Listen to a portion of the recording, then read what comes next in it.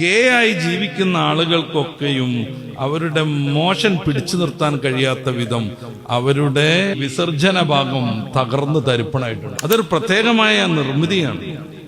പടച്ച റബ്ബ് അതൊരു വലിയ അനുഗ്രഹമായി മനുഷ്യന് നൽകിയതാണ്. നമ്മളാരും വിസർജനം കഴിഞ്ഞാൽ സൂപ്പർ ഗ്ലൂ ഇട്ടിട്ട് ആ ഭാഗം ഒട്ടിച്ചു വെക്കാറില്ല. പക്ഷെ ഇത്തിരി ലീക്കേജ് വരും. നമ്മളാരും അവിടെ വേറെ ഏതെങ്കിലും രീതിയിലുള്ള സംവിധാനങ്ങൾ വെക്കാറില്ല, ടാപ്പ് ഒട്ടിക്കാറില്ല. പക്ഷെ ഒരു തുള്ളി പോലും ലീക്കേജ് ഇല്ല. ശരിക്കും അതിന്റെ പ്രകൃതം മനസ്സിലാക്കണം.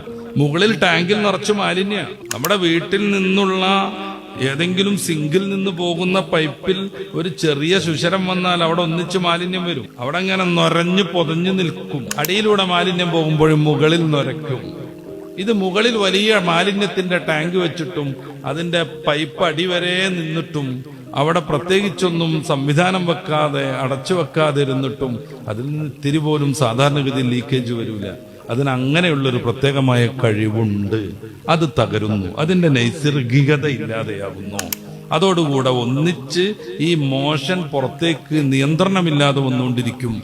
അതുകൊണ്ട് സാൻ ഫ്രാൻസിസ്കോയിലെ ഗേകൾ അല്ലെങ്കിൽ ലോകത്ത് എവിടെയുമുള്ള ഗേകൾ ഡയപ്പർ ധരിച്ചാണ് പുറത്തിറങ്ങുന്നത്.